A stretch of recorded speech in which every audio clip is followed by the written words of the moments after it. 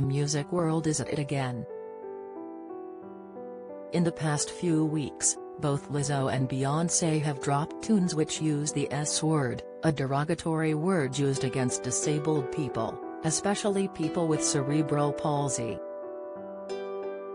Cerebral palsy, CP, is a condition characterized by the spastication, involuntary contraction, of muscles.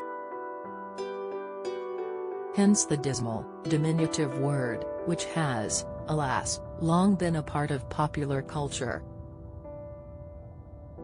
I'm in my 40s, and I can remember Blue Peter, back in 1981, introducing Joey Deacon, an older person with cerebral palsy, into the nation's living rooms for International Year of the Disabled, because back in the early 80s, and for many people even now, we were one big homogenized lump, rather than disabled people, which is what we are, people. See also the elderly rather than older people. His appearance may have sparked a little empathy among adults. But rather than encouraging education around disability for younger viewers, Joey's appearance sparked millions of playground mimics who aped his mannerisms and speech patterns.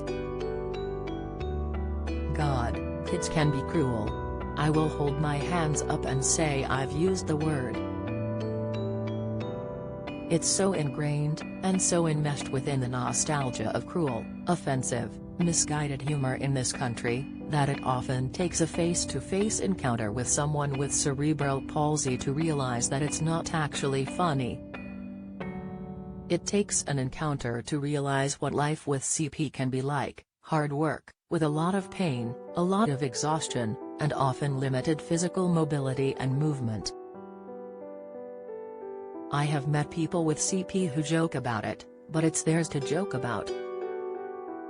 And if they invite you, one-on-one, to be in on the joke, that's a privilege, not a right.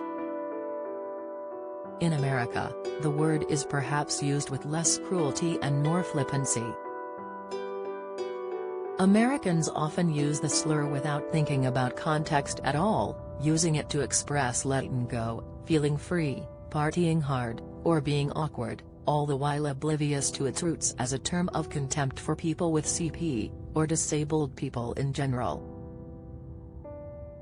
But in a country in which a quarter of all adults are disabled, in the UK it's a fifth of us, that flippancy is a part of dismissing disabled people, and making disabled people invisible.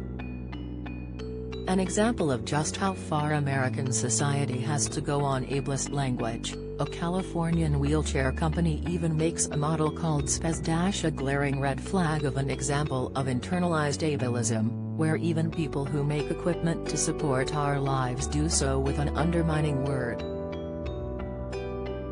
Introducing Disabled Britain, Doing It For Ourselves by Rachel Charlton Daly, guest editor and founder of the unwritten Disabled Britain, Doing It For Ourselves, is a week-long series across the Daily Mirror's print and digital platforms, showcasing the lives of disabled people and the issues important to us.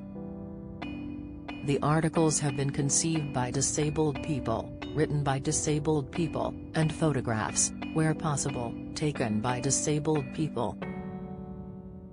Throughout this week, we aim to change your mind about how you view disabled people.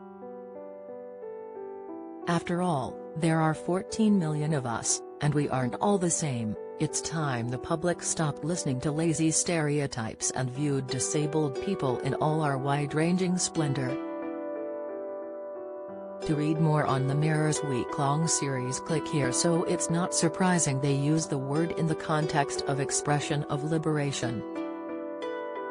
A time where people can call people out about ableist language, and actually be heard, has been a long time coming, and only really appears to be arriving now. But when disabled people are not liberated, when we live life at a cost premium without decent access to so many aspects of life, using the word has to stop. Both women pledged to switch up their lyrics as soon as they understood what they had done, which is commendable. but it shows how far society has to go that not one person in their huge industry retinues noticed what was wrong to flag it up. Why are we doing this? To amplify the voices of disabled people, to reveal the richness of disabled lives, to create greater empathy for those living with disability, to spotlight something which affects 14 million people in the UK, and ultimately us all, to demand the government consult with disabled people before making any decision that affects their lives as a society. We need to get comfortable with another S word: shame. Shame feels horrible, but it can be used as a really good teacher. If you feel a twinge of shame about using the S word when reading this, don't dwell in it, but use it to nudge you towards better language. Shame can often prod us towards denial, but if we listen to it, it can help us to reach for another much better, less offensive, less painful S word, a synonym. Anna Morel works for Disability Rights UK. The UK's leading organisation led by, run by, and working for disabled people. It works with disabled people's organisations and government across the UK to influence regional and national change for better rights, benefits, quality of life and economic opportunities for disabled people. Find out more about DRUK here. Contact DRUK here.